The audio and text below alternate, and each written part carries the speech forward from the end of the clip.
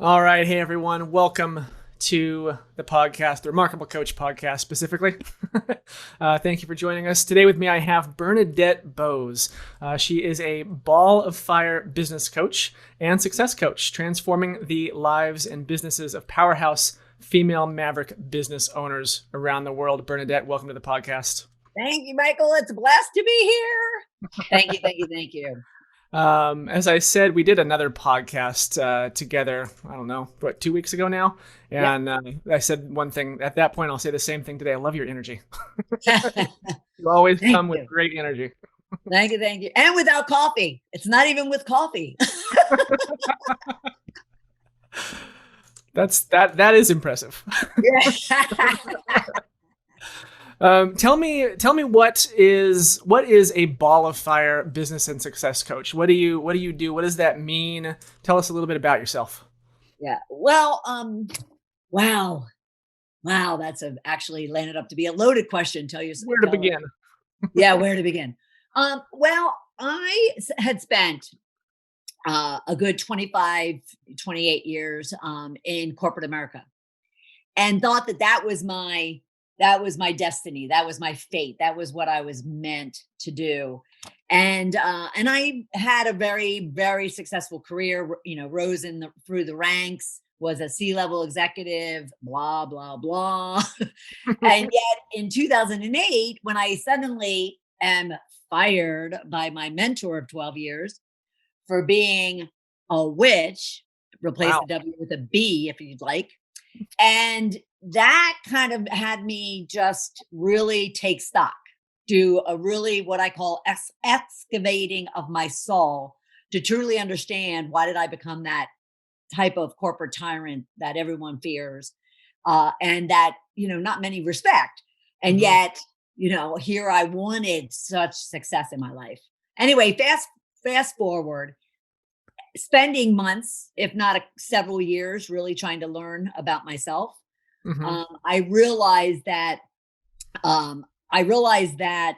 there are a lot of individuals, specifically women, more so, that really deal with the same type of insecurities, negativities, doubts, and intimidations that I was feeling Mhm. and that I was experiencing, and though I was also shedding. Mhm. So I just decided that I really needed to get in there and take everything that I was learning about myself for those couple of years and what I was applying back into my business, which was how to run a business, how to grow a business, how to start a business, being a powerful leader, Mhm. being a powerhouse, being a ball of fire, which for me is bold, courageous, risk taking, but also one in service, one who is there for the people, so to speak, and who just want other people to thrive in their lives. And so it's been quite the journey, and yet at the same time, it's given me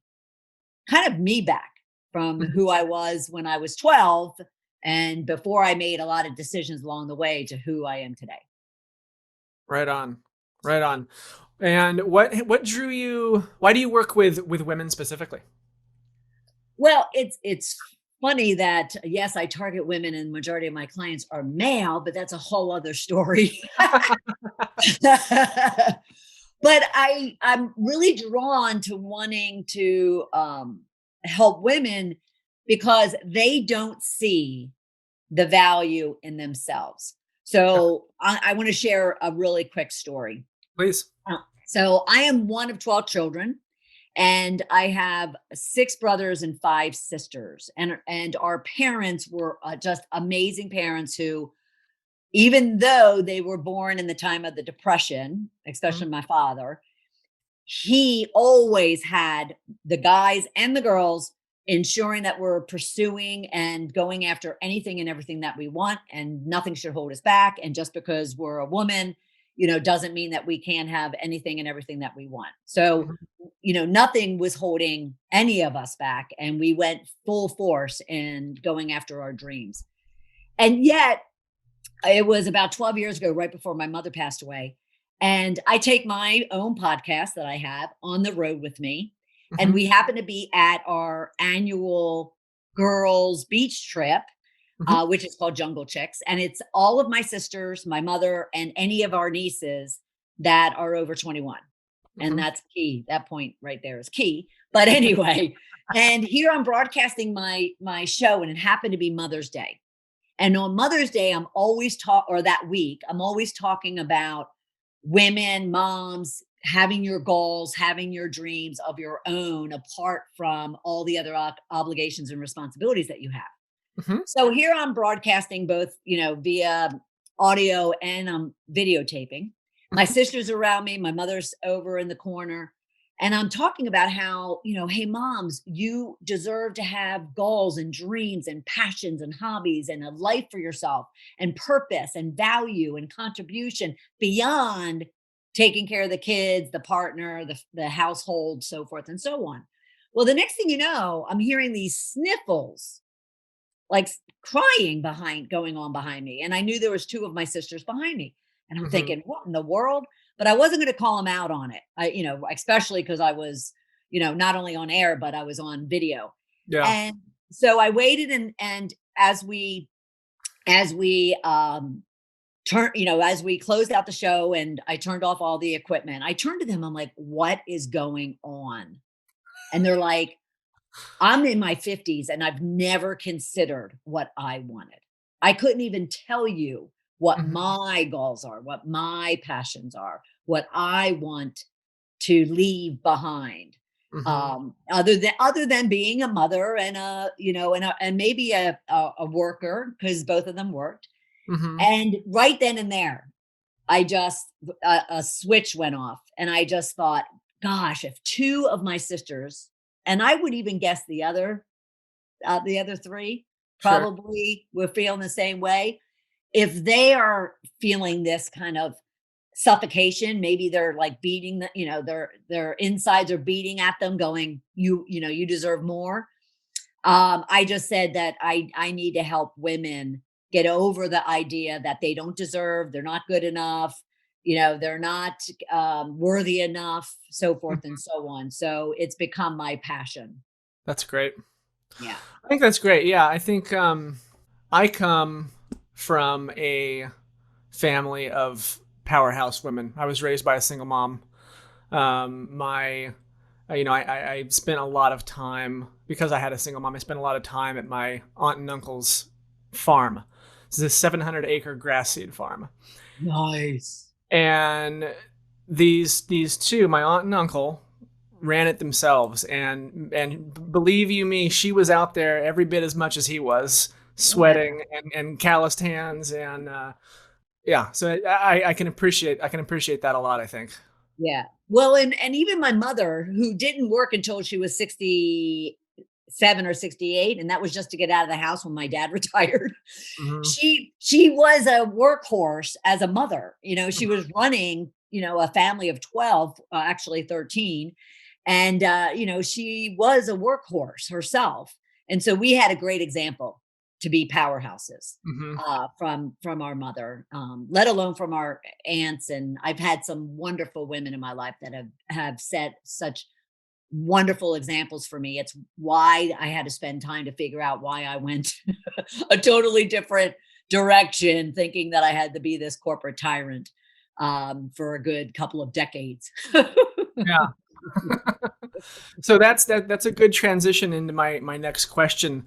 You went through a transformation journey yourself. I did. Would you want to talk a little bit about that? Sure, sure, sure, sure. So, like many of us, I think we are on autopilot, almost as if we're robots, and we kind of run through our day, run through our weeks, months, and even years and decades and lives, kind of never taking a look at ourselves and Hmm. really kind of considering who we are, who we want to be, what Hmm. we want, what we don't want, all of those questions. Hmm. So when my mentor of 12 years, who I adored, I revered, I would have and I did, I gave him the shirt off my back, Hmm. when he just kind of said, you know what, we can't have, your type of leadership style or Hmm. lack thereof. and there I was standing in the middle of a parking lot with a single box of a 25-year career in my hands. Hmm. I knew I had to take stock. I knew that I had to figure out what brought all of this on. And yet I in no way, shape, or form went to a place of blaming. Yes, I was angry with him, Hmm. but I wasn't going to put responsibility on anybody else other than myself. Unless Hmm. I discovered it was someone else's fault. But so I spent a good amount of time really digging in. And fortunately, I'm a journaler. So Hmm. my dad taught me to journal. I was probably about 8 because he always carried around these little spiral notebooks. And because he had 11 kids to track Hmm. and budget and whatnot. And so he always just said, these little journals let me capture my daily life. And he wasn't as much, oh, yeah, exactly. Michael's, holding up his own journal.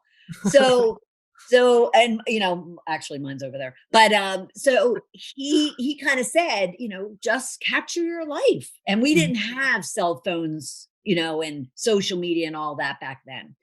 So the journals came in handy, not to go back to, though I did. And when I journal, I scribble, I never read, and I don't ever go back to my journals.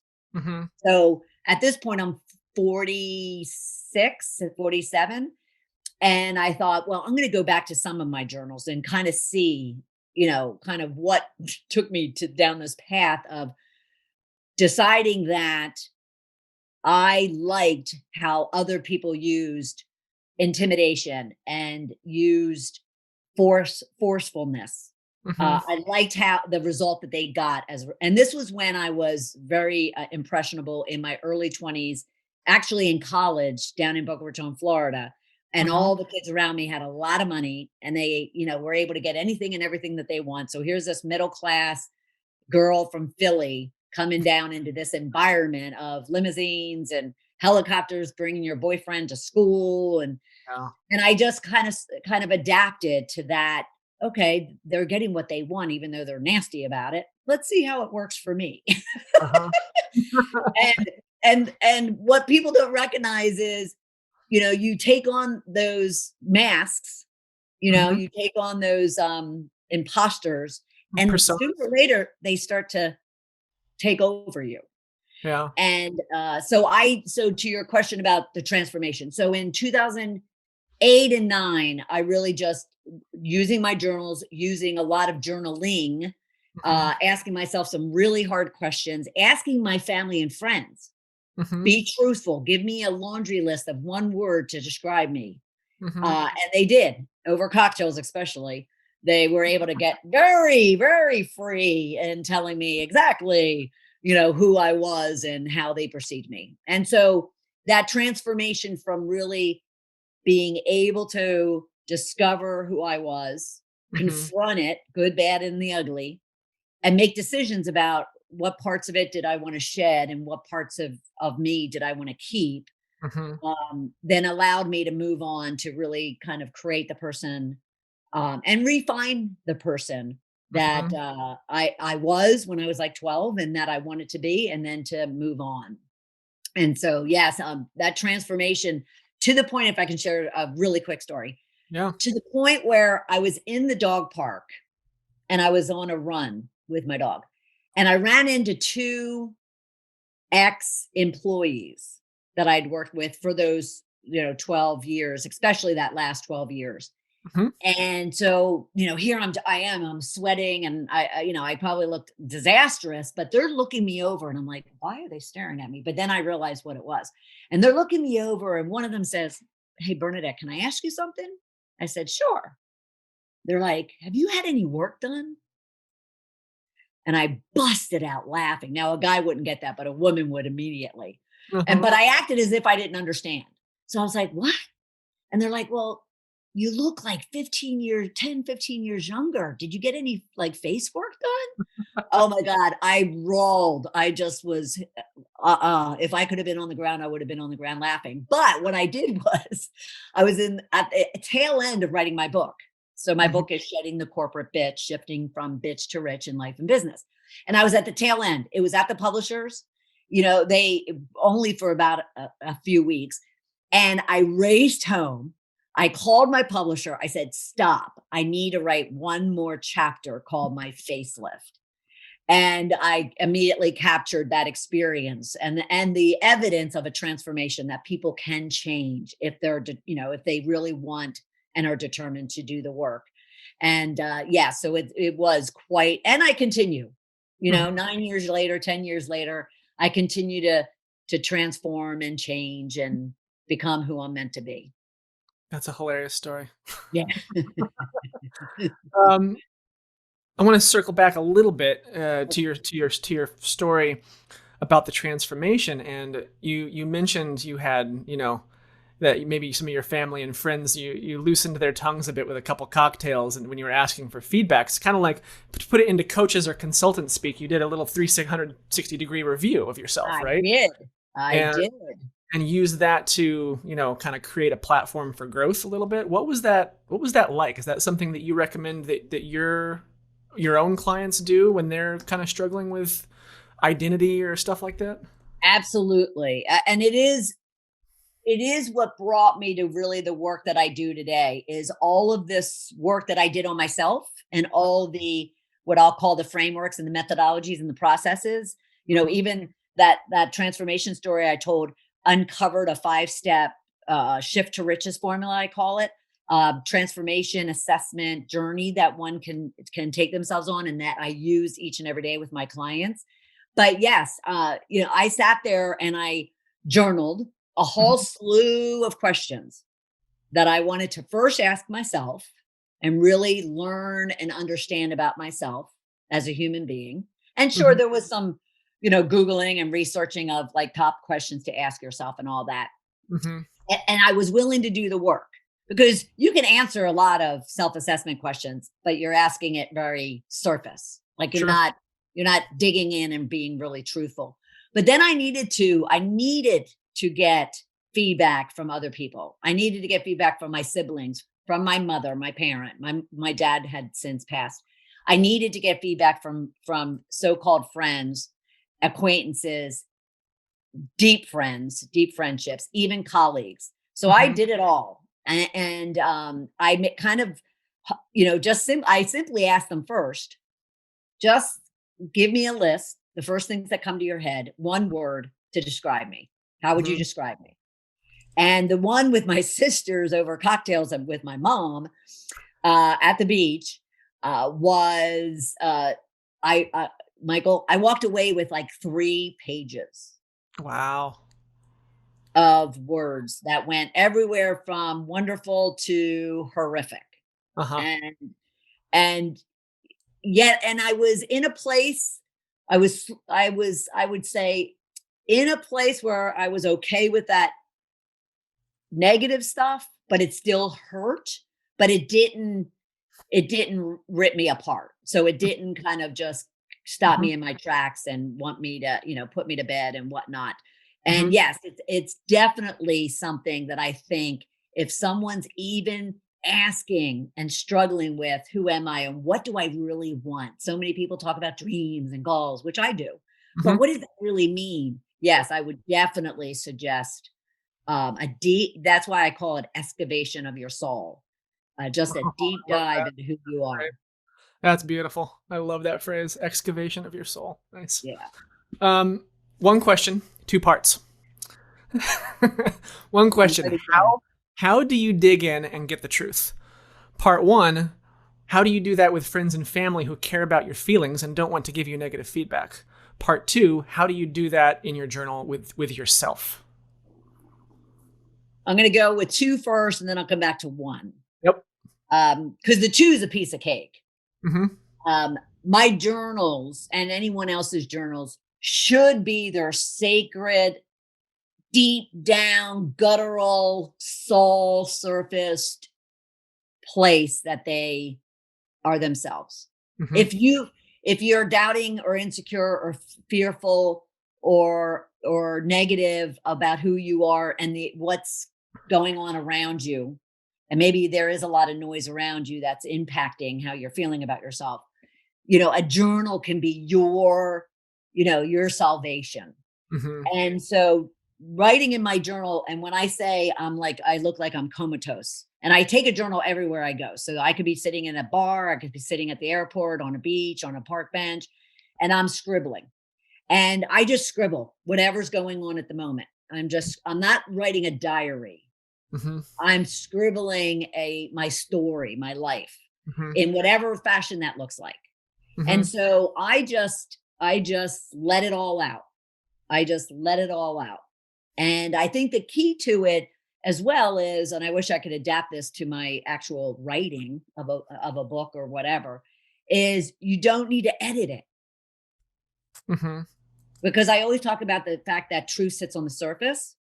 Like, the truth of who you are is that first response you get when you ask yourself a question. You might ignore it, and a lot of people do. They ignore that first thing because it's scary or painful, or they feel Yep. shame. And trust me when I say, I was on the ground physically of another dog park when I realized that the reason why I was fired was because I was a bitch. Mm-hmm. I mean, I was on the ground in a pool of my tears that were covered up with shame and guilt and embarrassment and humiliation. And so, that wasn't easy to kind of all of a sudden face that. Mm-hmm. Yet, when I say that the moment that I did, and I Mm-hmm. reconciled that, and even with the assessment with my siblings and my friends, which I'll come back to, but it's just liberating as all hell. So your journal can be your best friend, and the one place where, if you can't confide in someone else and you're in that situation, which I'm sorry if you are, but I'm always here for you. But then the journal is a perfect place. So then with family and friends. Hold that thought. So I Oh, want to let's circle back to family and friends. I want to keep going on the journaling here, because okay. what would you say to someone who has difficulty digging into and finding that truth within themselves, asking for a friend? I would say be patient. So But sometimes, like you said, the first stuff that, you know, when you ask yourself a hard question, mhm. what you write down is, maybe your ego protecting the real shit that's deep down in there, right? Sure. Yep. Asking for a friend. So, so what I would suggest to be done is continue. Now, you don't have to go back and read that one, Mhm, but continue, whether it takes a day, a week, a month, or years. mhm, Just continue to go back asking that same question, mhm, and trying to challenge yourself to go a little bit deeper. mhm, And or if you have to read it, kind of look at it and say, okay, so it's almost like improv, or communication is about asking questions and then not accepting just that response as the answer, but then asking deeper questions. A good interviewer just digs, right? And yep, they ask the next question, and then there's a question after that, just like what you're doing. mhm, Then there's a question after that. So one should be patient with themselves and be very kind to themselves through this process, because mhm, again, I was at a place where I was so determined mhm, to kind of figure it all out, but a lot of people aren't anywhere near that point.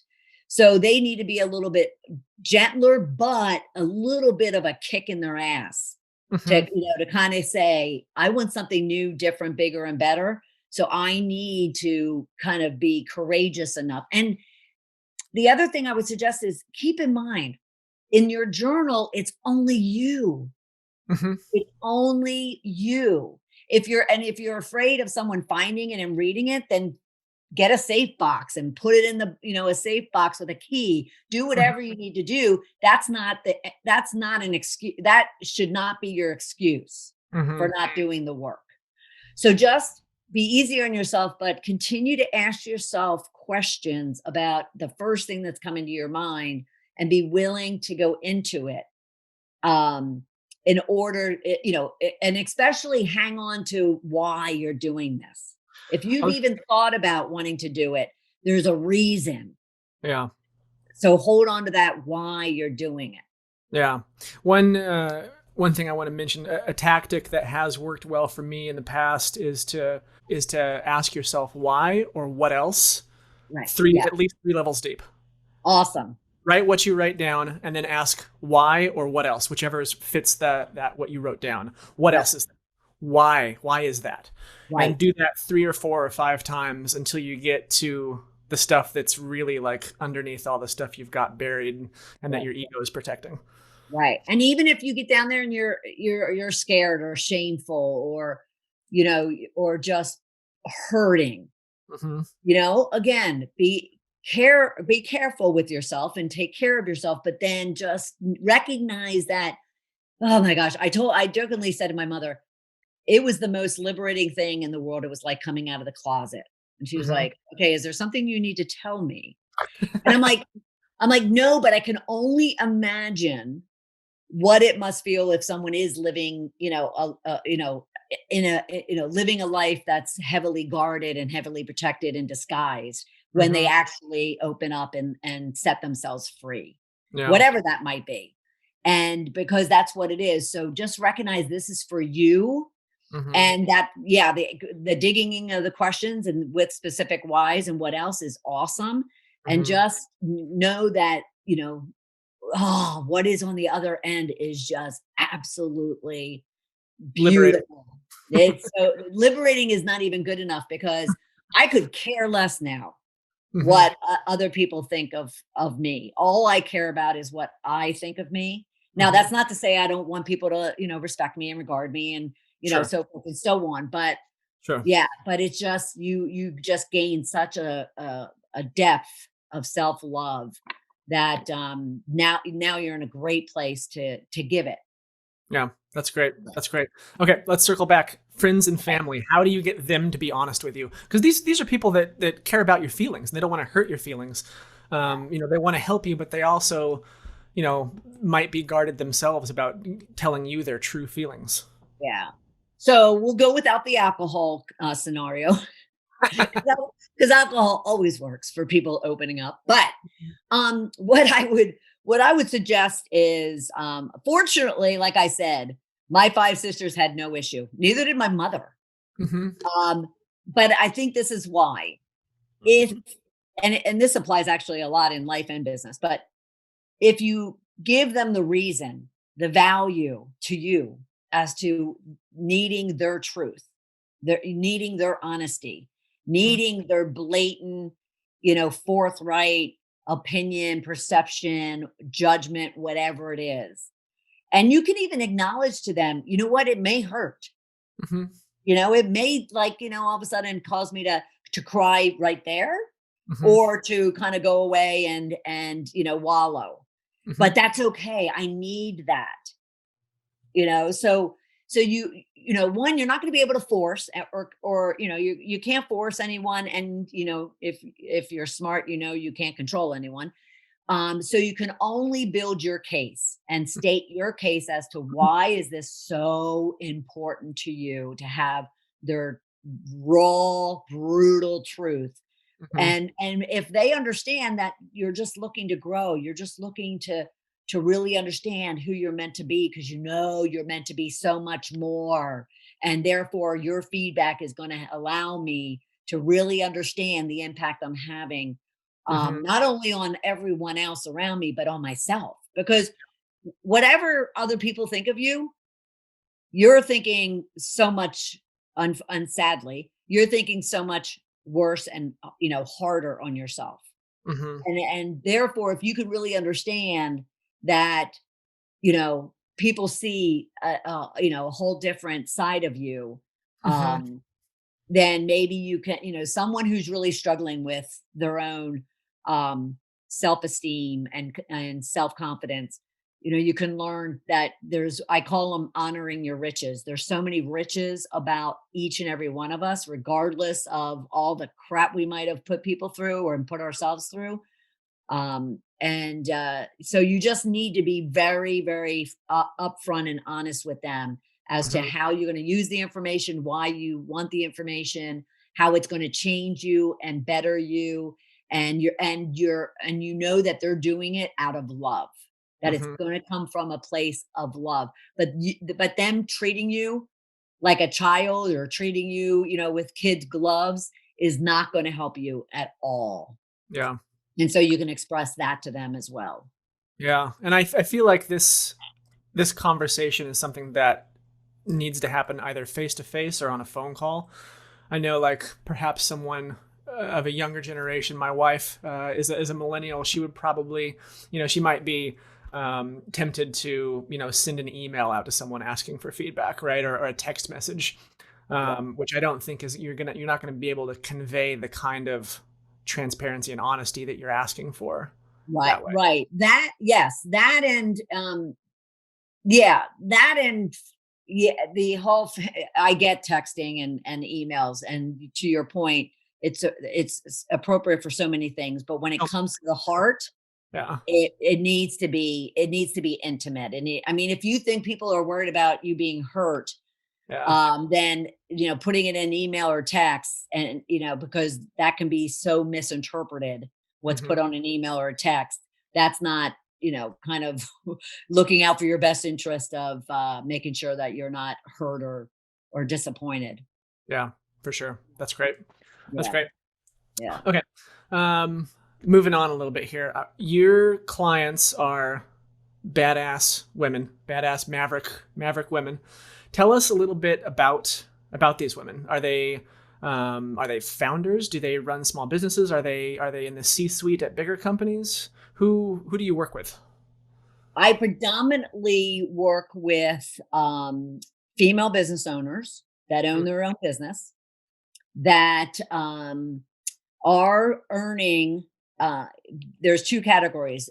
There is a core group that's earning under $100,000, and Mhm, they're beating the ceiling, trying to break through mhm, to not only the hundreds of thousands of dollars, but the millions of dollars. And they're just struggling with mainly their mindset, but they're mhm, struggling to do that. mhm, And then I work with those that are already in the seven figures and looking just to expand and grow and really become that powerhouse maverick. mhm, And they're women that, to everything that we've been discussing, mhm. they're women who can act, in the realm of business, but they're not recognizing that it's everything that's going on between their two ears that is affecting whether or not they're doing what it is they actually should be doing to, break through those ceilings, whatever those ceilings might be.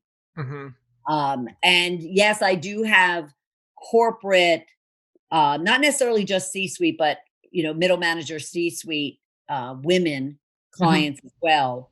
However, I've been, kind of really focused on these business owners because, Michael, the one thing that just appalled me coming into 2021 was I came across a statistic that read that 90% of business owners only earn $100,000 or less. 90, 90%, 90. 90, Wow. earn $100,000 or under. Uh-huh. And I just was floored at that number. And immediately, just like, very much like my sister's story with deciding to focus on women, I just immediately said, I need to do something about that, because one, women deserve so much better, Uh-huh. and they're capable of so much better, and they just need to get it out of their goddamn way in order to do it. And plus, we need to, it's feeding the economy, it's fueling small business and entrepreneurship, and ultimately, because I was in the angel investment um, industry for a long time. That's the wrong word, but and it's affecting the fact that a very little percentage of women get any angel capital or venture capital money. Uh-huh. And so, it's because of the fact that if we have this 90% glut, Yeah. um, I need to get them into the 10% to be one of those 10% that are making millions, Yeah. not anything less than that. So let's talk methodology. How do you do that? Are you primarily in the mindset realm? Or do you work with numbers, a little bit of a combination maybe? Definitely a combination. Okay. I have, I'll always, you'll hear me say that business is 80% mindset, 20% business. Hmm. You can even say skill set, Hmm. 80% mindset, 20% skill set, which I would say then business acumen or Sure. business skill. But in order to have a business, you need a foundation. Hmm. And then in order to grow that business, you need all these processes and systems and methodologies and frameworks as well. Hmm. And then above that, if you really want to grow your business, you need to have all the capability of bringing on a team and getting angel investment or venture capital money, so forth and so on. Sure. So um so I have prospective clients come to me in both angles of they're coming to me because they are struggling from a mindset perspective as far as getting, their business not off the ground, because I really target women who have been in business for a minimum of 3 years, Hmm. and yet they're struggling to, break through those ceilings of either, 100,000 or a million. So they have a sense of what it takes to actually, operate a business. Sure. They Sure. just they just need more of the infrastructure, the processes, the systems, the strategies, the tactics, Hmm. and the CEO mindset. Hmm. And so yes, I kind of help them put in everything from, their business plan, vision, goals, brand. I help them to put in all their KPIs and their reporting analytics of what is needed to run a business like a CEO, Hmm. not just a solopreneur type of operation. Um, and and um, and then we'll then expand from there, helping them to execute against Hmm. that operational plan that they have. So they are, and I'm very results oriented. So Hmm. I expect targets for both of us as far as where they are now to where we're going to, get to, both quantitatively and qualitatively, because qualitative is the mindset, Yep. but also quantitatively. So I spent in my corporate years, I spent a good 18 of it as a global consultant, business consultant. Hmm. And so I just have leveraged that with my last 12 years focus on mindset transformation, Hmm. to then help these business owners really build a true business, not just Yeah. a hobby.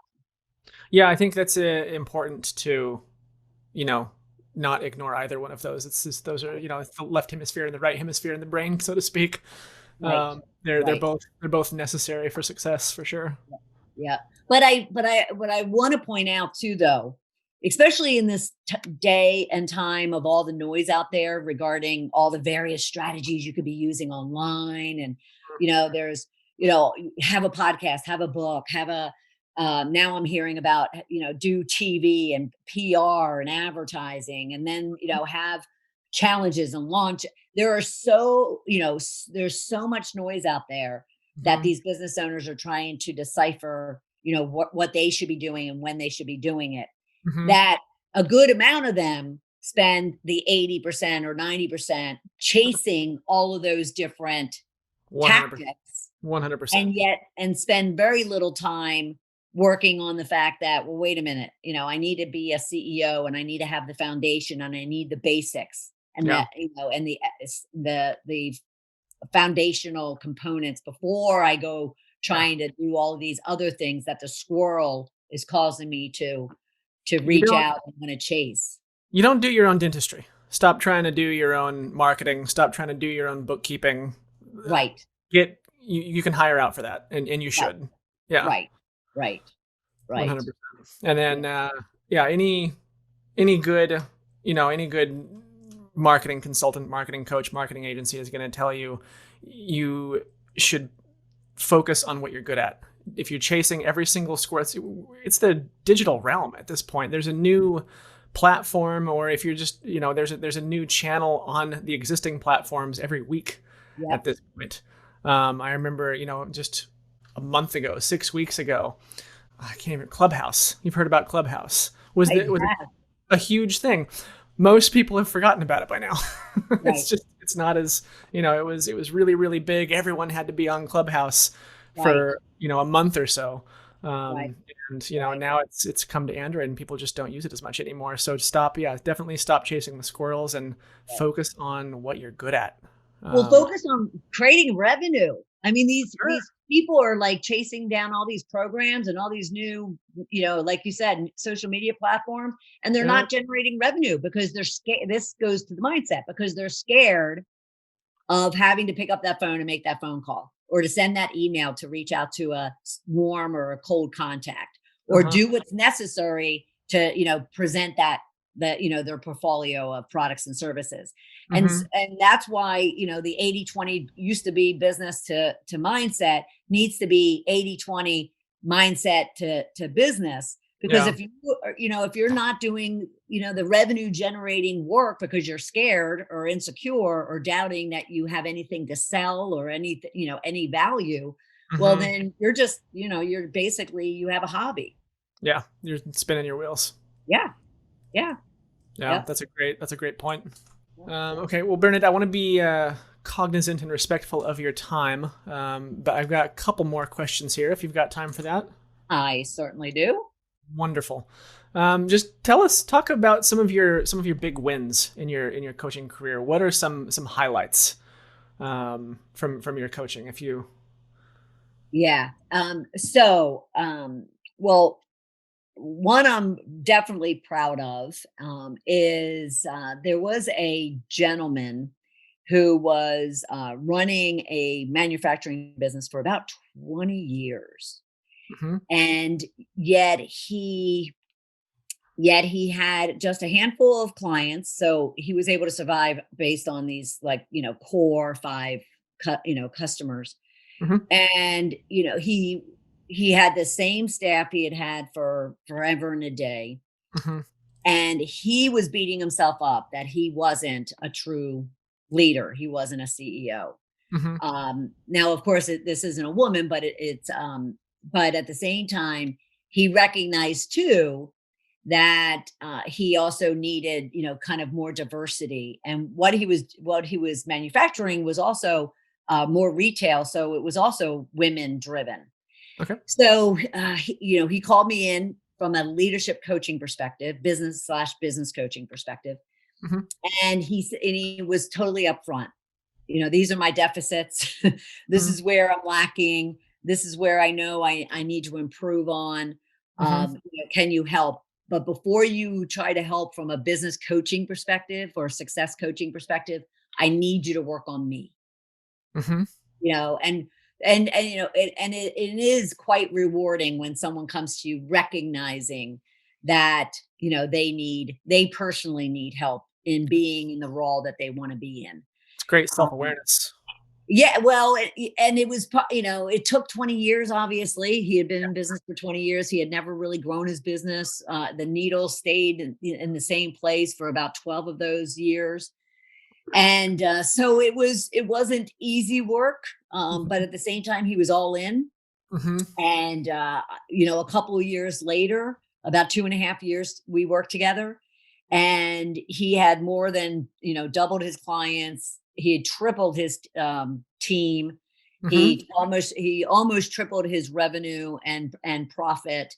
And more importantly, because all those KPIs are great, don't get me wrong.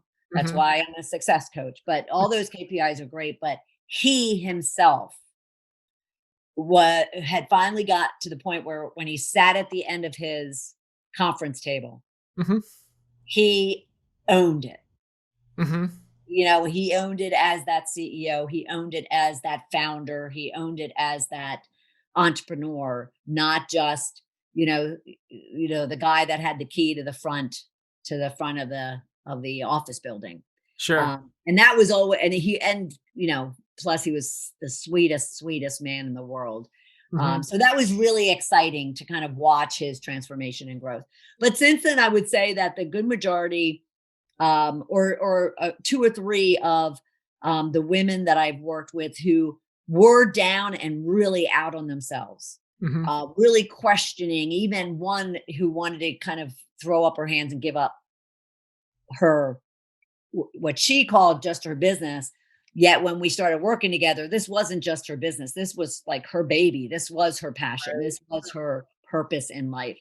And so she did recognize that she had to kind of own stock, in that she was very intimidated. She considers herself a wallflower. So Mhm. was very intimidated by the selling process, very Mhm. intimidated by whether or not she had anything to sell and of Mhm. any value, and that she could actually do the work. So we sent her, so I walked her through actually finding her almost like test clients, Mhm. test pilots. And because I used to do them all the time in corporate. So Mhm. I sent her through some pilot, pilot client engagements, and she, found her footing, she found her confidence, and she, to this day, she has a very, very successful makeup business, actually.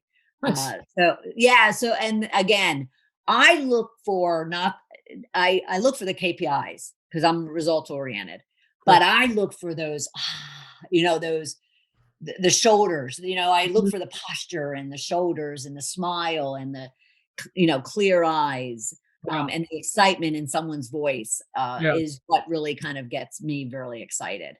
And there's not to say that there hasn't been disappointments for especially one client of mine who just really wasn't ready. And I would tell that to anybody: if you're not ready to Uh-huh. kind of confront what it is that you need to change or shift or transform, Yeah. um, then you know don't go spending, putting your monies out. Like, recognize that you're not ready, because that money will just go right down the drain. Yeah. Yeah. That's Yeah. good. So Yeah. it's returning money. No one wants to return money, but it was a medical office, and she ran a practice. She was a dermatologist, and Mhm. she just wasn't ready. And even though she, kind of wrote that check up front and was willing to, or scheduled out the work, Mhm. uh, the minute I saw she wasn't showing up, and when she did, she didn't have anything different and new, and didn't do the work. Um, so be sure you're ready, and you don't have to know all the answers, Yeah. in order to move forward, but you need to know that, yes, I'm willing to do the hard work and to be uncomfortable and to make sacrifices. So Um, when you say make sure you're ready, you're talking emotionally ready. oh Emotionally yeah, emotionally ready. deep, Yeah, dirty. yeah. Because, Michael, you probably find this too. When someone's ready, they may not even have one penny in their pocket Mhm. to be able to invest in Yep. themselves and their business or whatever it is that they're looking for, an expert on. Yep. But they'll find it. If Yep. when they're ready, they'll find it, because Yep. that they're just so tuned into, this is what needs to happen. Yeah. And yet when someone has the money, and they're just kind of like, well, this is what I'm told I should be doing, or this is what everybody else is doing, or I know I need help, Mhm. and yet they're resisting it, and they're not completely ready. Well, Mhm. then they're just throwing the money away. Yeah, I almost think that the investment in a coaching program like that it helps if it hurts a little bit Absolutely. because Absolutely. then you're you know emotionally invested in it and you're like this was an investment for me. I need to make this work. Otherwise, Right. I can't afford to throw this money away. Right. But that brings me to coming back to one of your earlier questions. And for anyone who is approaching a coach or an expert for anything, is I think it's also our responsibility, my responsibility as a coach. Hmm. I send my prospective clients, at the time, their perspective, I send them through long before the 360 assessment once I'm working with them, but I send them through kind of pre-assessment to really assess whether or not they are emotionally, mentally, spiritually, financially ready, to do the work. So Hmm. I kind of have a survey Hmm. that, and of which they have to answer, but they also have to kind of check mark that yep, I'm willing to do this. Yep, I'm willing to do that. Yes, I'm committing myself to this. And I was actually talking about this with someone earlier today, because if they're going to be a no. I want it there. Great. That's You a know? great tip for new coaches is to set up an I commit Yeah, document of some kind. absolutely. Absolutely. Yep. Because I'd rather know it then than to get into it because I put my all in. I'm all in. Hmm. So I work as hard and I'm as dedicated as my client is. And Hmm. so I don't want to waste anyone's time and energies. And so whatever you can do to ensure that you are getting that buy-in, that Hmm. commitment up front, the better you'll be in the long run. Yeah, that's great. Yeah. That's great, Bernadette. Thank you so much for all of that. Where can our listeners slash viewers connect with you online? Where can they learn more about you? Um, do you have anything, maybe an offer on your website? Uh, sure. All the above. Give us everything. Yeah, all the above. All right. So my website is balloffirecoaching.com. And when you're there, you can also download a free productivity hacks. It's a very in-depth 10 productivity hacks and templates, a resource that you can use in order to really become a massive producer, revenue generator, and an abundance creator. So balloffirecoaching.com, just right there in the middle of the page, you'll see a button that says download. Mhm. And then, of course, everywhere and anywhere, but you can find me on LinkedIn, which is where a good amount of people reach out to me directly on LinkedIn, as well as I do have a private group on Facebook. If you are a female powerhouse maverick business owner and you're looking for resources and support and community, and you can find that as a private group on Facebook. And I think those are the primary ones. Awesome. Yeah. Bernadette Boas, thank you so much for joining us on the Remarkable Coach podcast. I appreciate having you here. You are so welcome. Thank you for having me. This has been a lot of fun. Awesome. Thank you. Cheers. Take care. Bye.